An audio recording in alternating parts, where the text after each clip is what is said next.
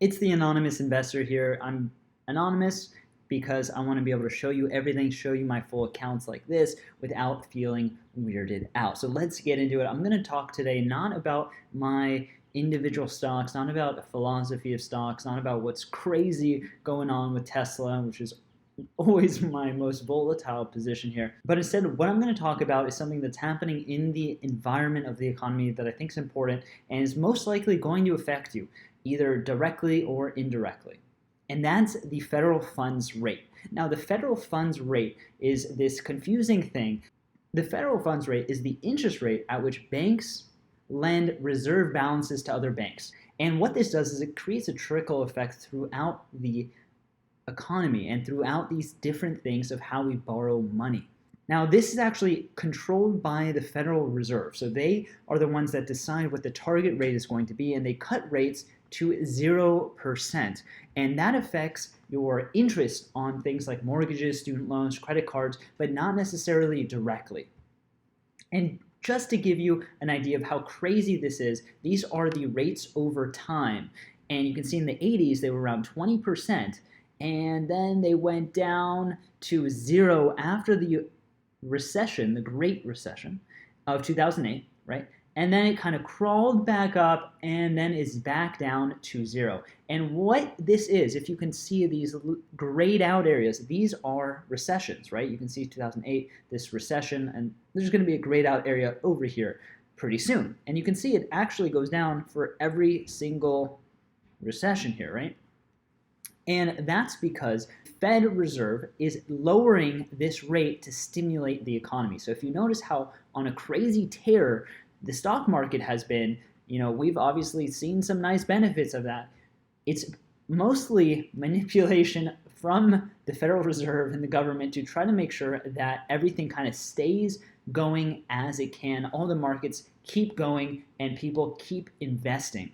And what does this crazy graph have to do with investing? Well, basically what it ends up doing is that money becomes cheaper to borrow the lower this rate is. Okay, so it becomes cheaper to borrow and interest rates are lower. So then people are more likely going to be using that money rather than saving that money, because your interest rate on your savings account is eventually going to trend the same way. So if you noticed, interest rates have been falling dramatically on your bank accounts, on high yield savings accounts. So what this does is it makes you less likely to save and more likely to want to spend, right? So the government really wants to create this demand for spending, for investing, for borrowing money, because the world is based on borrowing. Our economy is based on debt. And you might be thinking debt is a bad thing, right? And debt is not a bad thing. Debt is actually how the economy functions. You take on debt if you were to get a house, right? You get a mortgage, and you wouldn't be able to afford that house if you didn't take on that debt for that house and be able to pay those monthly payments. How about monthly payments for a car? That's debt that you're taking on. And debt really controls our whole world. It controls our credit and how likely we are to be able to get other mortgages and buy other things and be able to take on more debt. If you want me to make a video about how I have an 800 plus credit score, let me know. I'll dig into that. This has helped me get cars for cheaper, is going to help me get a house for cheaper, and it's really valuable and really important, and I highly recommend you focus on your credit. This is really important. I'll get to this later. It's going to help with any investments that you make in the future if you're buying properties and things like that. So you're probably thinking, okay, I don't really care. How does this affect me? Well, first of all, it's supposed to create a boom in the market. Usually when the stock market will rally, meaning shoot up, when the Federal Reserve cuts interest rates. But that's actually not what happened when they did do this. But maybe it helped them, but overall it still went down a ton in that day. So the Federal Reserve cuts rates, helps stimulate the economy, helps stimulate hope, really is what it is. So I believe the stock market is being somewhat manipulated. You can think of it, it's not manipulated in a shady way, it's manipulated in a very clear and obvious way to anyone that understands how this works. But the market is definitely higher because the Fed has stepped in for this. Now, mortgage rates have been at or near historic lows. Right? When we look at this federal funds rate, this actually is very similar to mortgage rates and how much banks are going to charge you interest for your mortgages. So literally in the 80s, you have like 20% mortgages. So that's insane. So if you think about properties that were in the 80s that were worth maybe $50,000 and today are worth $500,000 or $1,000,000, you might be thinking, wow, that was at a steal. But at that time, it was still expensive because you had this interest rate. When you factor in the interest rate and you factor in inflation, you might realize, hey, it actually didn't return as much as you thought. But also back here in the 80s, when you had money in the bank, you were given an interest rate that was also really, really high. So maybe 10%, 15%. So when you have money in the bank, like $100,000, guess what? Every year you get $10,000, $15,000 in interest compared to now when you get maybe $1,000. Most of the time, maybe $500 or less, or $100 of interest if you're in a regular bank account. So it's absolutely crazy how much this number has changed. So this does really affect interest rates in terms of your bank. It really affects interest rates for mortgages. Over time, these correlate, even though they're not directly the same thing. Now, the idea of doing this is that the lower the rate is, the more people are going to be spending, right? The more they're going to be investing, the more they're going to be buying homes because now it's cheaper to buy homes. So it's trying to prop up the economy, but that's not actually what we're seeing. This is the crazy thing. New threat to the economy, Americans are saving like it's the 1980s. Now, this is actually a huge issue because Americans are slashing their spending and hoarding cash, and they're shrinking their credit card debt, and they feel like their jobs could disappear and all of this stuff. And this is a real issue because if people aren't buying stuff from businesses, businesses aren't making money and are not going to be able to stay in business to pay their employees, for them to make money, to buy things, and you could see it going out of control. And to give you an idea how much people are saving, the savings rate in the US climbed from 8% in February to 13% in March.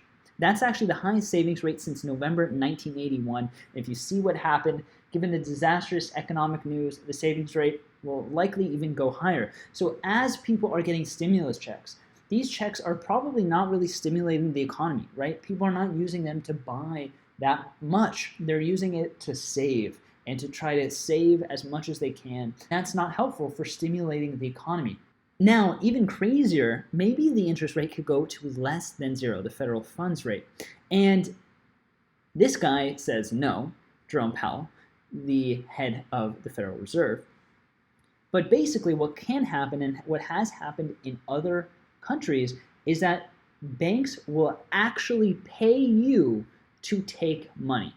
So if this is true, and this graph actually dips below the zero, which they haven't even made because it's never happened here in the US, that would be absolutely crazy. Definitely more people would be buying houses. Definitely people would be taking on that debt, and people would not want to keep their money in the bank, right? That would hurt their savings. People are going to stop saving like it's the 1980s. If your money in your bank, you actually have to pay your bank to keep your money in there. The bank is taking out interest from your account every single month.